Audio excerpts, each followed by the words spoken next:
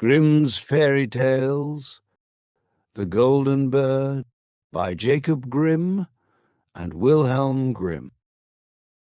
A certain king had a beautiful garden, and in the garden stood a tree which bore golden apples. These apples were always counted, and about the time when they began to grow ripe, it was found that every night one of them was gone. The king became very angry at this, and ordered the gardener to keep watch all night under the tree. The gardener set his eldest son to watch, but about 12 o'clock he fell asleep, and in the morning another of the apples was missing. Then the second son was ordered to watch, and at midnight he too fell asleep, and in the morning another apple was gone. Then the third son offered to keep watch, but the gardener at first would not let him, for fear some harm should come to him. However, at last he consented, and the young man laid himself under the tree to watch.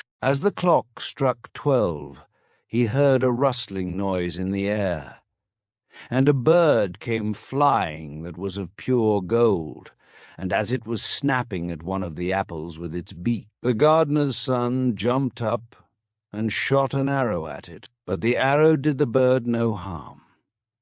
Only it dropped a golden feather from its tail, and then flew away. The golden feather was brought to the king in the morning, and all the council was called together. Everyone agreed that it was worth more than all the wealth of the kingdom, but the king said, "One feather is of no use to me.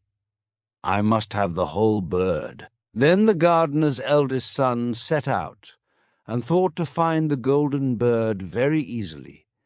And when he had gone but a little way, he came to a wood, and by the side of the wood he saw a fox sitting. So he took his bow and made ready to shoot at it. Then the fox said, "Do not shoot me, for I will give you good counsel. I know what your business is, and that you want to find the golden bird. You will reach a village in the evening, and when you get there, you will see 2 inns opposite to each other, one of which is very pleasant and beautiful to look at. Go not in there, but rest for the night in the other, though it may appear to you to be very poor and mean." But the son thought to himself, "What can such a beast as this know about the matter?" So he shot his arrow at the fox, but he missed it, and it set up its tail above its back and ran into the wood. Then he went his way, and in the evening came to the village where the 2 inns were, and in one of these were people singing and dancing and feasting, but the other looked very dirty and poor. "I should be very silly," said he, "if I went to that shabby house and left this charming place." So he went into the smart house, and ate and drank at his ease, and forgot the bird, and his country too. Time passed on, and as the eldest son did not come back, and no tidings were heard of him, the second son set out, and the same thing happened to him. He met the fox, who gave him the good advice, but when he came to the 2 inns, his eldest brother was standing at the window where the merrymaking was, and called to him to come in, and he could not withstand the temptation, but went in, and forgot the golden bird and his country in the same manner. Time passed on again, and the youngest son too wished to set out into the wide world to seek for the golden bird. But his father would not listen to it for a long while, for he was very fond of his son, and was afraid that some ill luck might happen to him also, and prevent his coming back. However, at last it was agreed he should go, for he would not rest at home, and as he came to the wood, he met the fox, and heard the same good counsel. But he was thankful to the fox, and did not attempt his life as his brothers had done.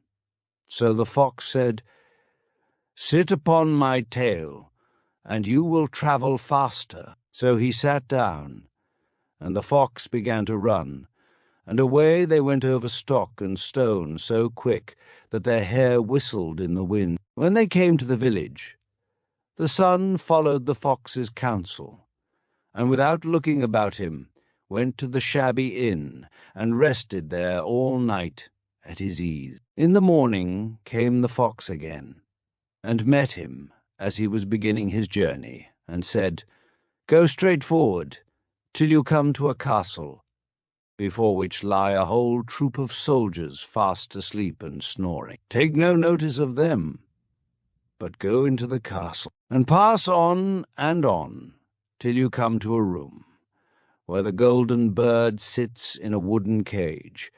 Close by it stands a beautiful golden cage. But do not try to take the bird out of the shabby cage and put it into the handsome one, otherwise you will repent it." Then the fox stretched out his tail again, and the young man sat himself down, and away they went over stock and stone till their hair whistled in the wind. Before the castle gate all was, as the fox had said.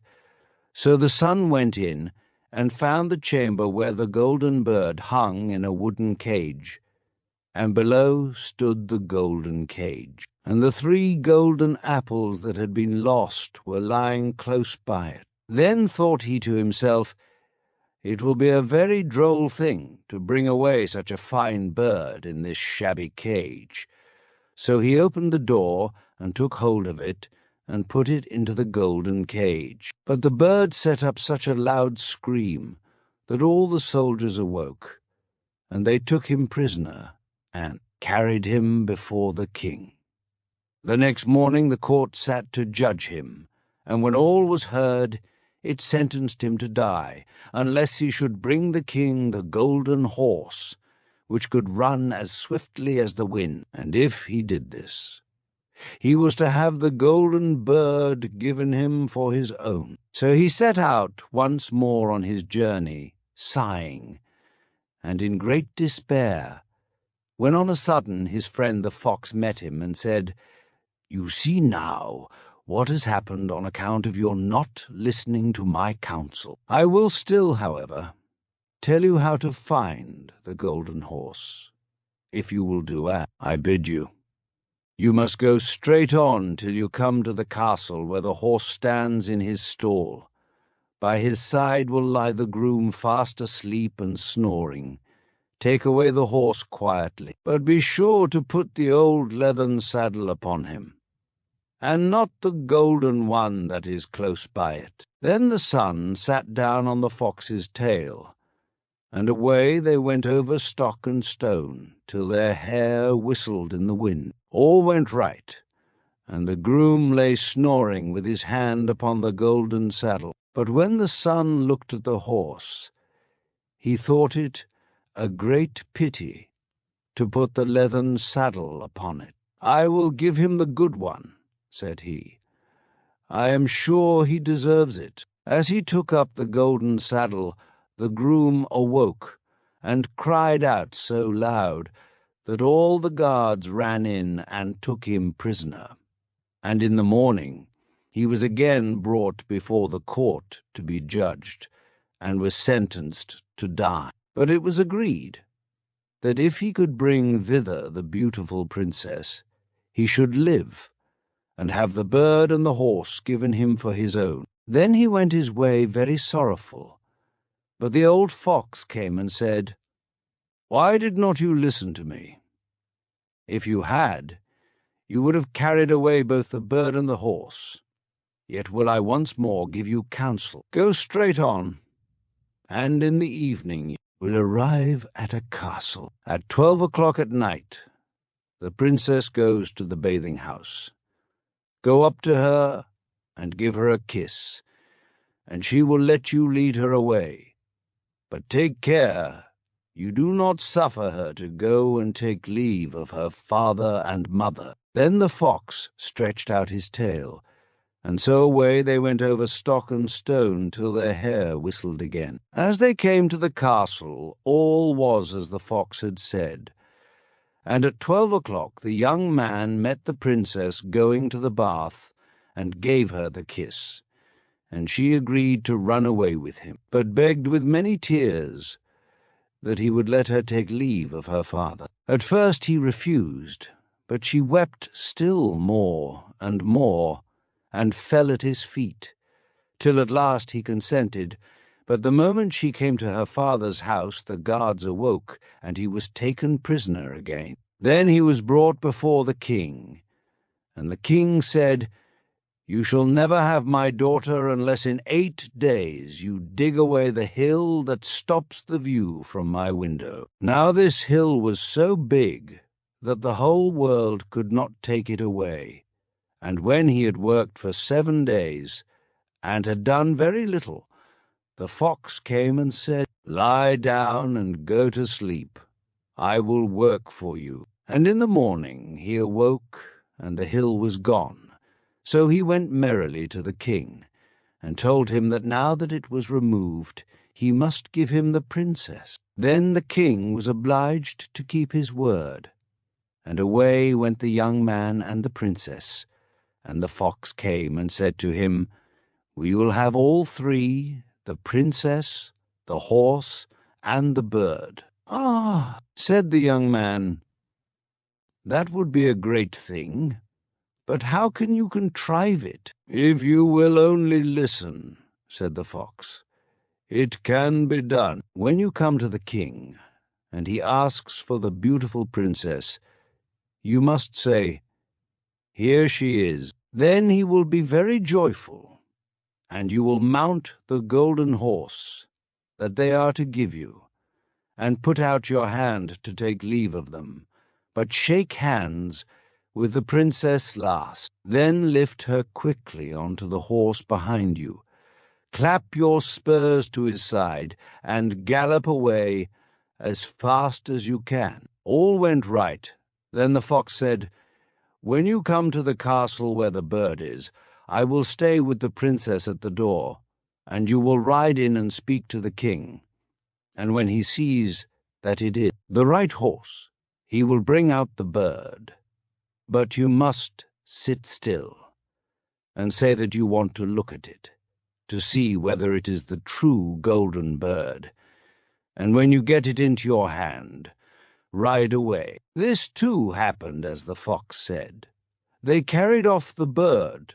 The princess mounted again, and they rode on to a great wood. Then the fox came and said, "Pray kill me, and cut off my head and my feet." But the young man refused to do it, so the fox said, "I will, at any rate, give you good counsel. Beware of 2 things.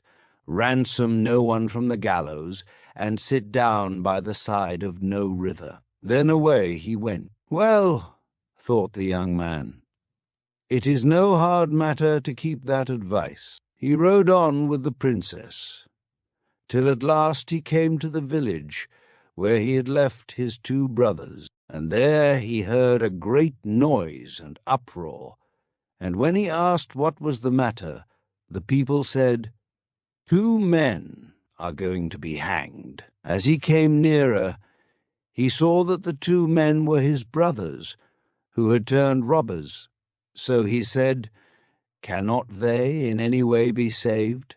But the people said, "No, unless he would bestow all his money upon the rascals and buy their liberty." Then he did not stay to think about the matter, but paid what was asked, and his brothers were given up, and went on with him towards their home. And as they came to the wood where the fox first met them, it was so cool and pleasant that the 2 brothers said, "Let us sit down by the side of the river and rest a while, to eat and drink." So he said, "Yes," and forgot the fox's counsel, and sat down on the side of the river.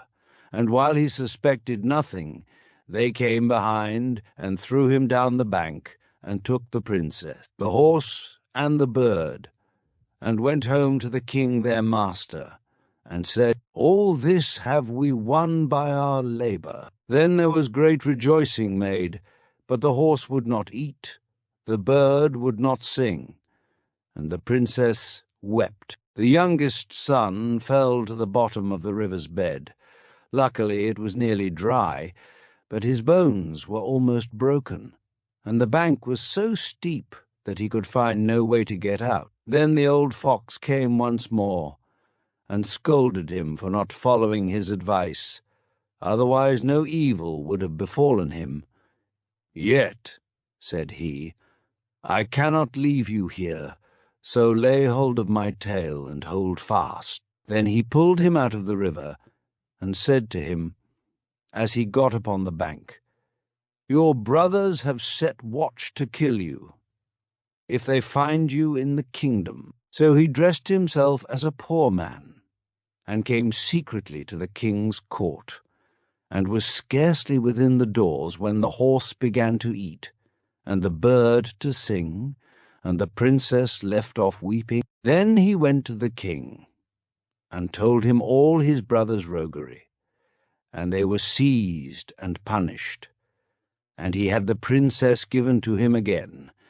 And after the king's death he was heir to his kingdom. A long while after, he went to walk one day in the wood, and the old fox met him, and besought him with tears in his eyes to kill him, and cut off his head and feet. And at last he did so, and in a moment the fox was changed into a man, and turned out to be the brother of the princess, who had been lost a great many years.